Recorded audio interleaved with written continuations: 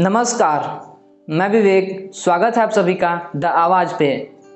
जैसा कि हमने पिछले वीडियो में जाना था आरएनए वायरस क्या होता है और म्यूटेशन से रिलेटेड सारी बातों को हमने समझा था। आइए इस वीडियो में जानते हैं कोरोना वायरस के टेस्ट से रिलेटेड सारी बातों को। SARS-CoV-2 यानी कोरोना वायरस का मोटे मोटे तौर पे बात करें तो हमारे पास दो तरीके का टेस्ट अवेलेबल है। पहला टेस्ट है RT-PCR टेस्ट और दूसरा रैपिड एंटीजन टेस्ट। आइए एक एक करके इन दोनों को समझते हैं। RT-PCR टेस्ट, इसका पूरा नाम है reverse transcription polymerase chain reaction. जैसा कि ये सुनने से लग रहा है, ये दो टर्म से मिलकर बना हुआ है, रिवर्स ट्रांसक्रिप्शन और पॉलीमरेज चेन रिएक्शन। आइए पहले जानते हैं पॉलीमरेज चेन रिएक्शन क्या होता है। जब भी कोरोना वायरस हमारे बॉडी को इन्फेक्ट करता है, उसका जेनेटिक मटेरियल यानी उसका आरएनए हमारे बॉडी में पाया जाने लगता है। टेस्ट करने वाले लैब्स के पास कोरोना वायरस के जेनेटिक मटेरियल का कॉपी पहले से अवेलेबल होता है। तो करना ये होता है कि गले या नाक से लिए गए सैंपल को लैब्स के अंदर कोरोना वायरस के जेनेटिक मटेरियल के कॉपी से मैच कराया जाता है। अगर ये दोनों मैच करता है, इसका मतलब वो व्यक्ति कोरोना पॉजिटिव है। अगर ये दोनों मैच नहीं करता है तो इसका मतलब वो व्यक्ति कोरोना नेगेटिव है। पर यह तरीका उतना भी आसान नहीं है जितना कि ये सुनने में लगता है। गले या नाक से लिए गए सैंपल में कोरोना वायरस का जेनेटिक मटेरियल अगर होता भी है तो बहुत ही ट्रेस अमाउंट में होता है, यानी वो इतने कम अमाउंट में होता है कि उसे माइक्रोस्कोप के अंदर भी नहीं देखा जा सकता। इसी परेशानी से निपटने के लिए पॉलीमरेज चेन रिएक्शन टेक्निक का इस्तेमाल करते हैं। इस टेक्निक के हेल्प से डीएनए के एक स्ट्रैंड की मल्टीपल कॉपीज बनाई जाती है, यानी उसका एम्प्लीफिकेशन किया जाता है। जैसे कि 1 से 2, 2 से 4, 4 से 8, 8 से 16, 16 से 32 एंड सो ऑन।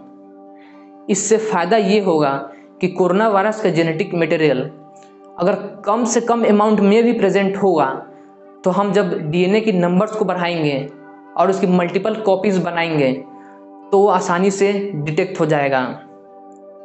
जैसा कि आप देख सकते हैं, ये एक चेन में बनता जा रहा है और इसके मल्टीप्लिकेशन में एक एंजाइम का भी यूज़ करते हैं जो कि पॉलीमरेज ग्रुप का होता है।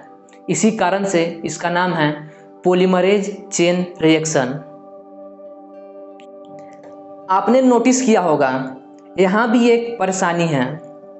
जैसा कि हमने देखा पॉलीमरेज चेन रिएक्शन में हम डीएनए की मल्टीपल कॉपीज बनाते हैं, यानी इसमें डीएनए का यूज होता है। पर हम ये भी जानते हैं कोरोना एक आरएनए वायरस है। तो सोचिए, हमें पॉलीमरेज चेन रिएक्शन के लिए चाहिए डीएनए, पर हमारे पास अवेलेबल है आरएनए। तो हमें कोई ऐसा तरीका ढूंढना होगा जिससे हम अपने आरएनए को डीएनए में चेंज कर सकें।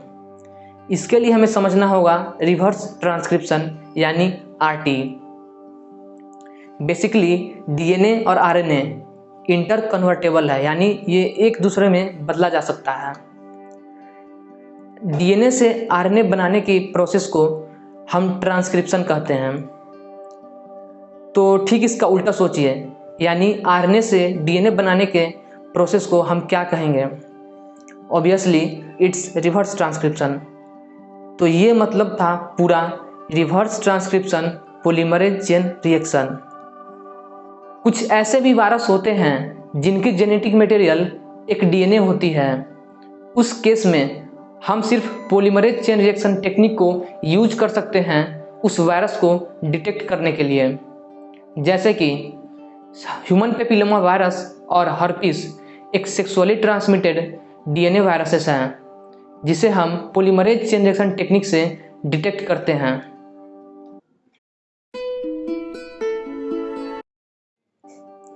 रैपिड एंटीबॉडी टेस्ट को हम कुछ और भी नामों से जानते हैं, जैसे कि ब्लड टेस्ट और सेरोलॉजिकल टेस्ट। ये एक बहुत ही आसान और बहुत ही फास्ट तरीका है as compare to RT-PCR test.